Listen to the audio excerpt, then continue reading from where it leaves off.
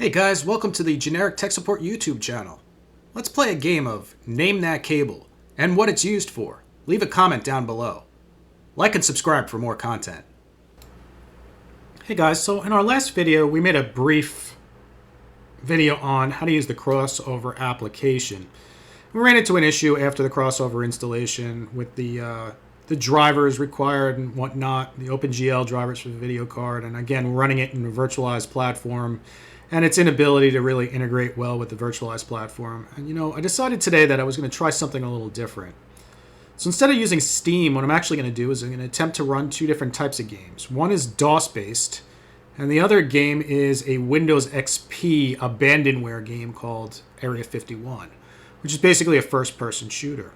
And I'm curious if I can run the executable version of the Windows application, and then we'll attempt to run DOSBox version as well to see what happens. Now, as a failover, as a backup, I do have DOSBox installed as well, so we could try Oregon Trail in DOSBox if it doesn't work in the actual crossover application. But let's give it a shot and see what happens. So in the previous video, we learned that we have to go to the crossover application itself and launch that. And then we have to choose to install an unlisted application. And then we need to define specifically where the installation files are and then a bottle to put them in. So the first thing we're going to do is actually create the bottle. And I'm going to choose from the drop down here for Windows XP 32-bit edition. And I'm going to choose the bottle name. I'm going to call this Area 51. And I choose Done.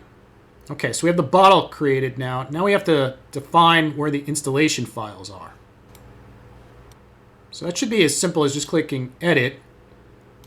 I put them in Documents, Games, Area 51, and then I'm assuming it's the A51.exe. I'm not entirely sure. I have yet to install this. So I'm going to choose this as the installer. All right, so it's happy about that. So let's see what happens now. So I'm just going to click on Install. Yeah, proceed. Let's authenticate.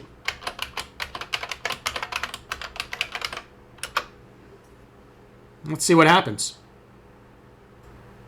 Okay, so it indicates that it finished installing the missing packages. Let's click on Continue and see what takes place next.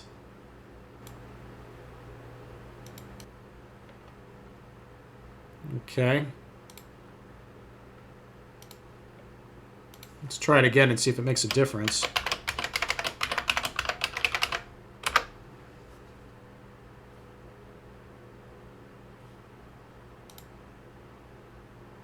So it worked that time, and now it's creating the Area 51 bottle, and it's installing unlisted applications.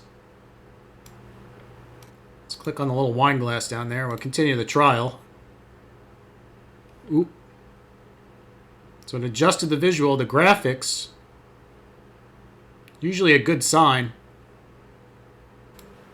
So unfortunately, it fails with the exact same error that I got inside of Steam about the OpenGL drivers. So it looks as though it's not possible, at least in the configuration, to install it without those OpenGL drivers. And I don't know that it's possible to install those OpenGL drivers on a VM, but I will give it a shot and see what happens. Okay guys, so this might look a little bizarre for the time being. I had to shrink the actual screen and then set it defined manually as to specifically how I want it to display, and I shut off 3D graphics acceleration and then installed the OpenVM tools and OpenVM tool desktop configuration on the actual Linux Mint system in hopes that we could circumvent the issues with the display problems when we attempt to do the install. So we're going to have to redo the install, and in doing that we'll have to look specifically for our application crossover. Let's do another unlisted here, so we're going to have to select the bottle. We'll do a bottle. We'll do it based off of, again, Windows XP 32-bit, Area 51. Done. Let's grab the installation files. Perfect. Let's hit install and see what happens this time. Okay, so we get the pop-up again. We'll do try now. Ha ha ha. So it works. It definitely works. So we can run exe games now with the crossover application. That's pretty slick, right? Now keep in mind, obviously, if you're at home and you're using this on a machine without VMware involved, then this should work fine. Clearly, it works fine too with VMware as long as you define the settings, turn off 3D graphics acceleration, and install the OpenVM toolset, in which case then this works totally fine too. So, I mean, we could technically probably just play it, right? I mean, I doubt we're going to have online games, but we'll just do player 1.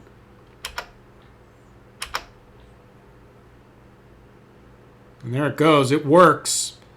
I'm wondering if we'll have any buggy issues, if it'll crash or anything like that, because again, we are running it technically in a virtualized configuration.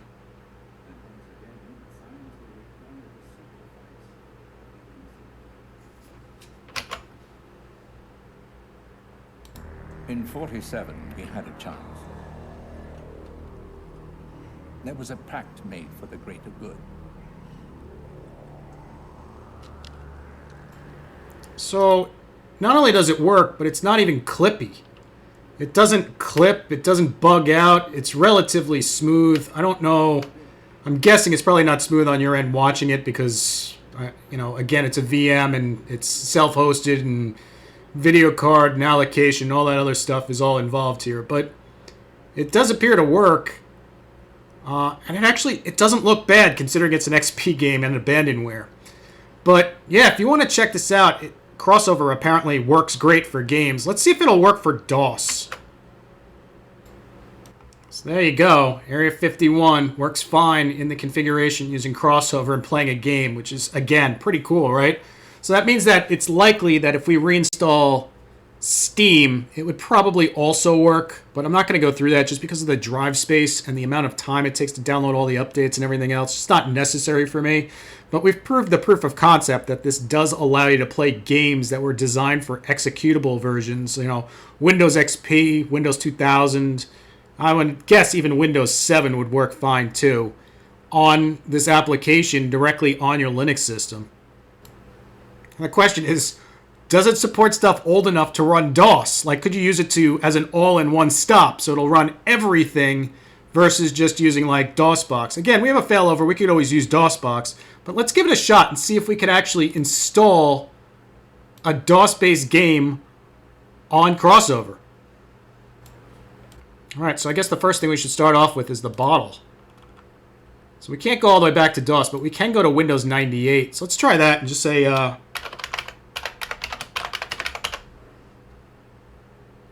do done. Documents, games. Let's see what happens. I have a feeling it's not going to work, but hey, you know what?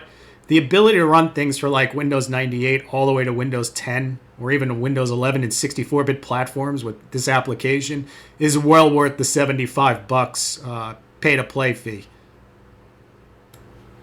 So unfortunately, even with the modifications of the actual OS to allow it to run the OpenGL configuration and whatnot, it still doesn't appear to work with DOS-based games. But hey, that's okay, because we know that we can run them in DOSBox, right? And then on top of that, we did prove that you could run the Area 51 Windows XP native video game on Crossover, and it works totally fine. I think the last thing we should do is at least get Oregon Trail to work, right? Let's grab that and try to get that to work on DOSBox. Okay, so obviously Crossover didn't work right for DOS-based games. However, that doesn't mean we can't still run them on DOSBox. So what we're going to do is we're going to open up DOSBox. We're going to Games. We'll see DOSBox Emulator. We'll click on that. And what we have to do is we have to mount the C drive in DOSBox just like we would in Windows. Only the path, obviously, is different inside of a Linux-based system. So to do it, we're just going to do mount C:/home /tour